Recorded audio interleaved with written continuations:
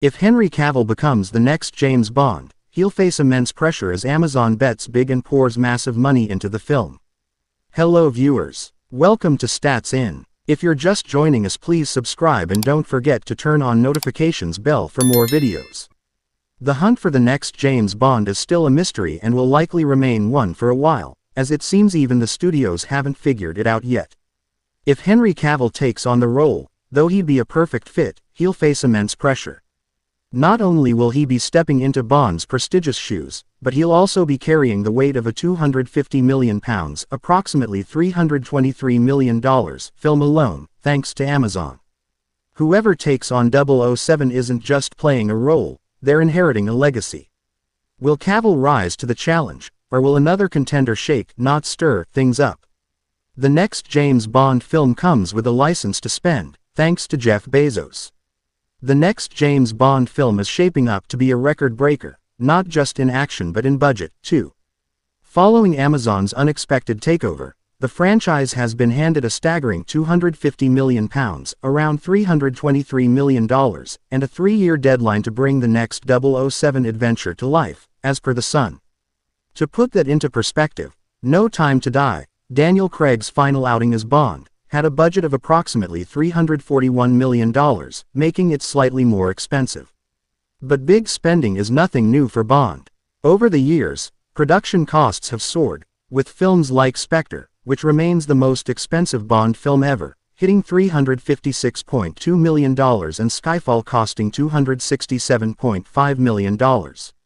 Even older classics like GoldenEye and Tomorrow Never Dies weren't exactly cheap, coming in at $120.9 million and $210.4 million, respectively. With Amazon MGM Studios now steering the Bond franchise, fans are feeling a bit worried.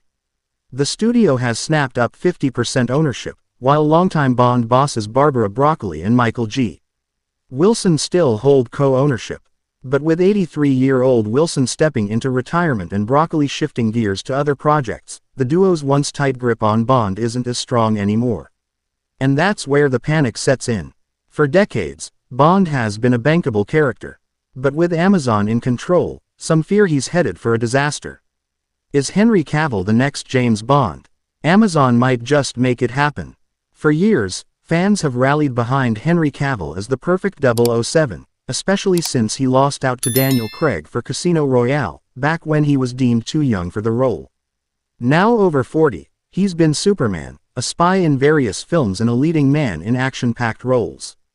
Of course, his recent films, Argylle and the Ministry of Ungentlemanly Warfare, haven't exactly set the box office on fire, though Ministry found some success on streaming. A Bond-sized blockbuster could be just what he needs to reignite his leading man status. Now, with Amazon MGM Studios taking control and the Broccolis stepping back, Bond's future rests with Jeff Bezos and his team. Fans are overwhelmingly in favor of Cavill's casting. So, could this finally be his moment? Only time will tell. The next Bond film is set to release in 2027, in theaters. Cavill was born in Jersey, the largest and southernmost of the Channel Islands, which are dependent territories of the British Crown and are located off the coast of Normandy, France. He is the fourth of 5 sons of Marianne Cavill, née Dalgliesh, a secretary, and Colin Cavill, a stockbroker. The family lived in St. Helier, where Henry Cavill grew up playing computer games with his brothers. At age 13 he left Jersey to attend the Stowe School, a boarding school in Buckinghamshire, England. At Stowe, Cavill developed an interest in acting and participated in school productions, including Grease, A Midsummer Night's Dream, and Tom Stoppard's Dog's Hamlet. At age 16 he and his classmates had the opportunity to be extras in the movie Proof of Life, 2000, starring Russell Crowe. While on set, Cavill introduced himself to the recent Oscar winner who encouraged him to pursue acting professionally. Cavill soon landed a role in Vendetta, 2001, followed by another in Kevin Reynolds' big-screen adaptation of The Count of Monte Cristo, 2002. For the part of Albert Mandego, Cavill, who has said that he was teased for being overweight as a kid, was encouraged to lose several pounds. In addition, Cavill had guest roles in a number of British television shows as well as supporting parts in the coming-of-age film I Capture the Castle, 2003, and an adaptation of the Celtic romance Tristan plus Isolde, 2006. During this period, Cavill auditioned for several iconic roles, including Superman and James Bond, which ultimately went to Brandon Routh in Superman Returns and Daniel Craig in Casino Royale, both 2006, respectively. Those setbacks led him to consider following in the footsteps of two of his elder brothers and joining the armed forces.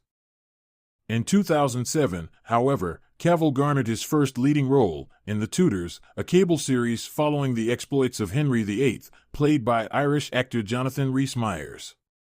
Cavill portrayed Charles Brandon, a loyal courtier to the king.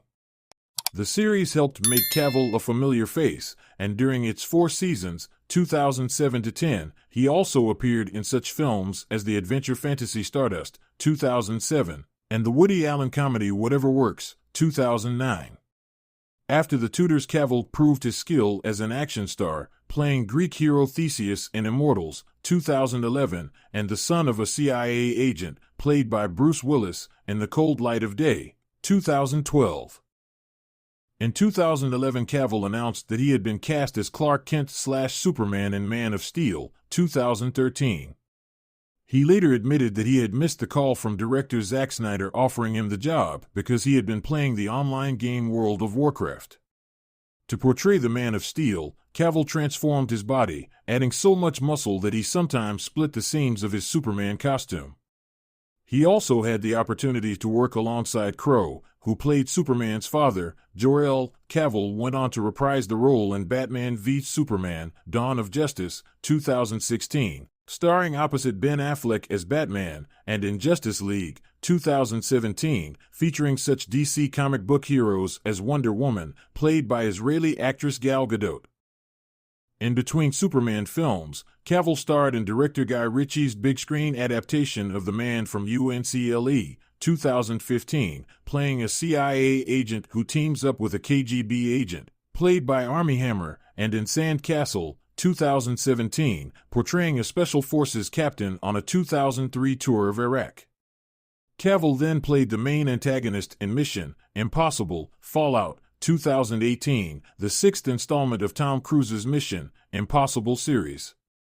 In 2019, he assumed the lead role in the hit Netflix series The Witcher, based on the novels by Polish author Andrzej Sapkowski, whose sources include Polish mythology and Slavic folklore. Cavill played Sherlock Holmes, the elder brother of aspiring sleuth Enola Holmes in the movies Enola Holmes, 2020, and Enola Holmes 2, 2022. In 2022, Cavill had a cameo as Superman in Black Adam, renewing speculation that he was planning a return to the role 5 years after Justice League. Cavill confirmed the rumors in the fall, but a couple of months later he wrote on Instagram that the studio had decided to go in a different direction.